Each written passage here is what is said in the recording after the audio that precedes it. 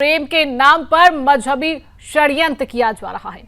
नासिक जिले के नांदगांव तालुका से एक बार फिर लव जिहाद का सनसनीखेज मामला सामने आया है, जहां एक नाबालिग हिंदू बेटी को बहला फुसलाकर न सिर्फ अपने मजहबी षड्यंत्र का शिकार बनाया गया, बल्कि उसे नासिक ले जाकर बंदी बनाकर बार बार शारीरिक शोषण भी किया गया। पूरे मामले को लेकर नांदगांव पुलिस थाने में एफआईआर दर्ज की गई है। पुलिस के अनुसार यह मामला किसी आम आपराधिक घटना से कहीं ज्यादा गंभीर और मजहबी साजिश की ओर इशारा करता है। बता दें कि नाबालिग आरोपी जिहादी ने पहले हिंदू लड़की को झूठे प्रेम जाल में फंसाया, फिर उसे नासिक ले जाकर 15 दिनों तक एक घर में बंदी बनाकर रखा। इस दौरान पीड़िता की मर्जी के खिलाफ कई बार उसके साथ दुष्कर्म भी किया गया। इस गंभीर प्रकरण में आरोपी जिहादी पर पॉक्सो कानून की धाराओं के तहत मामला दर्ज किया गया है, जो भारत के नवगठित भारतीय न्याय संहिता 2023 के तहत भी एक संगीन अपराध है।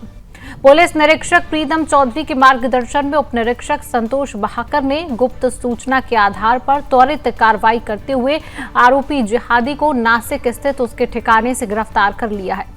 यह कोई पहला मामला नहीं है जब महाराष्ट्र में लव जिहाद का ऐसा मामला सामने आया हो। सुदर्शन न्यूज लगातार इस मजहबी साजिश के खिलाफ आवाज उठाता रहा है, जिसपर योजनाबद्ध तरीके से हिंदू बेटियों को निशाना बनाया जा रहा है, कभी झूठे प्रेम जाल से तो कभी लालच देकर।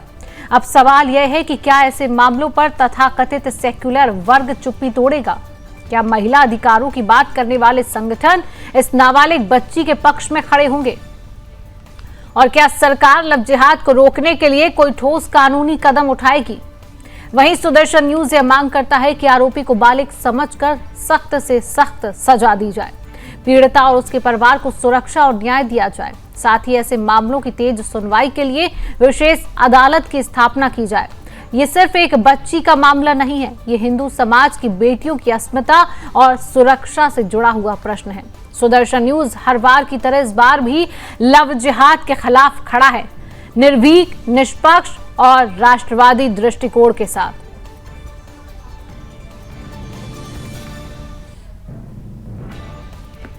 तो इसी खबर पर अधिक अपडेट लेंगे। हमारे साथ नासिक से संवाददाता बाबूलाल राठौड़ जुड़ चुके हैं।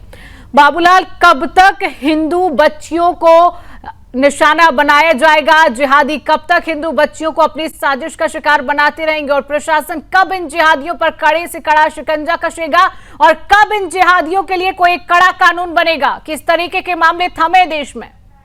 बाबूलाल, बिल्कुल निश्चित तौर पर जो है लव जिहाद के मामले लगातार तेजी के साथ बढ़ते जा रहे हैं। खास करके हम देखते हैं कि नाबालिग जो हिंदू बच्चियां हैं, लड़कियां हैं, उनको ये टारगेट करते हैं। और अब देखते हैं कि इस पूरे मामले में ये जो नया मामला आया है नांदगांव का, इसमें जो जिहादी है वो नाबालिग है, मतलब नाबालिग जिहादियों को भी अब तैयार कर रहे हैं लव जिहाद के षड्यंत्र के लिए। और सिर्फ तैयार ही नहीं कर रहे, इनको लव जिहाद करके लव जिहाद के षड्यंत्र में हिंदू लड़कियों को अपहरण करने के लिए उनको फंडिंग होती है, उनको जो बड़ी रकम दी जाती है। ये जो जिहादी है इसने नांदगांव की हिंदू नाबालिग बच्ची का अपहरण करके इसको नासिक ले जाकर एक रूम में बंद करके रखा हुआ था और उसके साथ जबरदस्ती बलात्कार का मामला सामने आया था। पुलिस ने इस पूरे मामले पर कार्रवाई की है।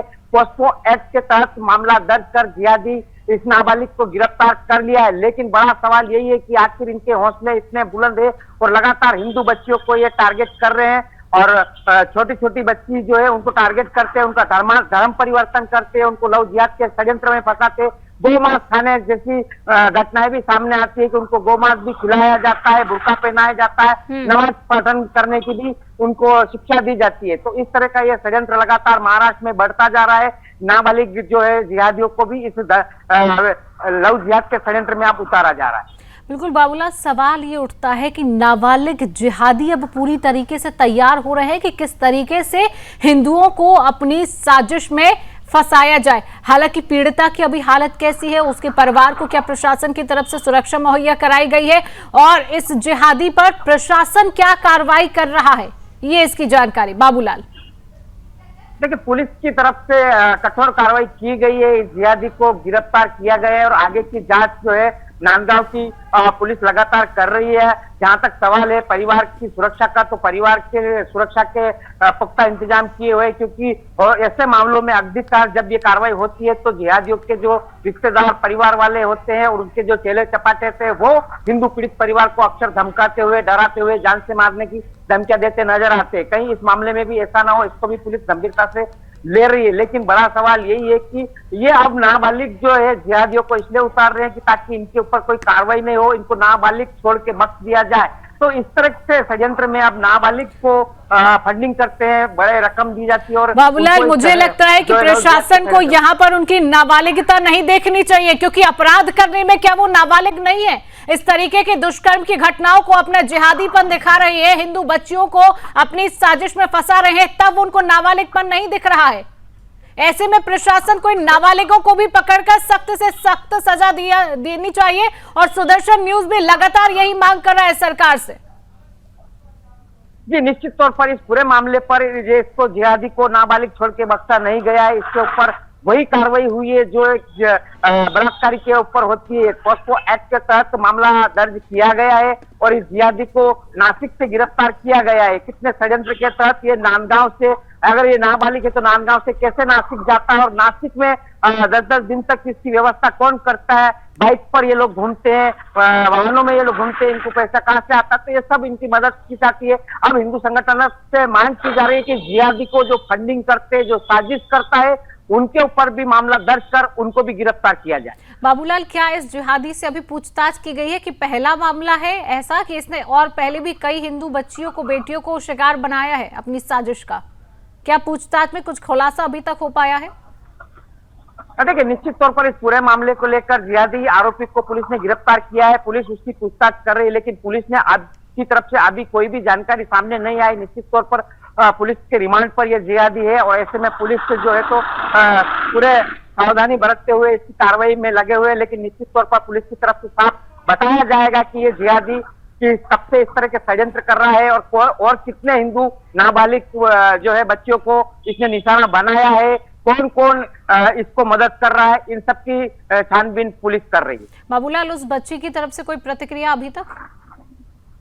देखिए, उस बच्चे को नाबालिग बताकर उसकी कोई प्रतिक्रिया नहीं दी जा रही है। पुलिस की तरफ से जो एफआईआर लॉन्च किया है वो भी अभी तक जारी नहीं किया गया। हाँ, वो उसके जो जानकारी वो पुलिस ने जारी की, लेकिन पुलिस का बोलना है कि दोनों नाबालिग है, उसकी वजह से टीवी चैनल पर एफआईआर कॉपी नहीं चला सकते कानून के मुताबिक। उसकी वजह से पुलिस ने इससे सावधानियां बरतते हुए एक एक कदम आगे रख के ये पूरी जानकारी दे रहा है। बाबूलाल, क्या कहेंगे? देखिए, लगातार आपसे इस मुद्दे पर हम बात करते हैं, सुदर्शन न्यूज लगातार ऐसे मुद्दों को उठा रहा है। महाराष्ट्र से कई गुना मामले अब और बढ़ते जा रहे हैं और जिहादियों ने अपनी एक गैंग बनाकर रखी है कि प्रेम के नाम पर मजहबी षड्यंत्र ये जिहादी चलाएंगे।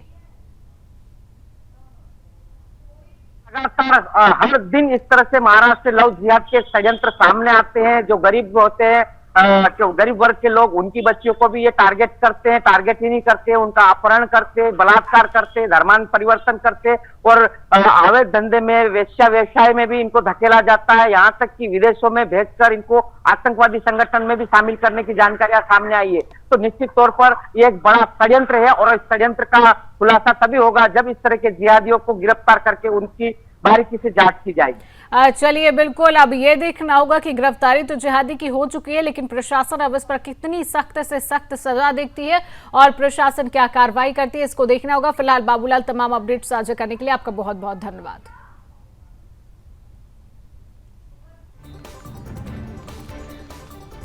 तो पॉक्सो और बीएनएस की गंभीर धाराएं जो हैं वो लागू कर दी गई है। नासिक में लव जिहाद का ये पर्दाफाश हुआ है, जहां पर सुदर्शन न्यूज लगातार ऐसे मुद्दों को उठाता रहा है और लगातार सुदर्शन न्यूज इन पर मुद्दों को लेकर आता है और लगातार इन मुद्दों के खिलाफ सुदर्शन न्यूज लगातार अपनी आवाज को बुलंद कर रहा है और साथ ही ऐसे मामलों की तेज सुनवाई के लिए विशेष अदालत की स्थापना की जाए, ये भी लगातार मांग की जा रही है।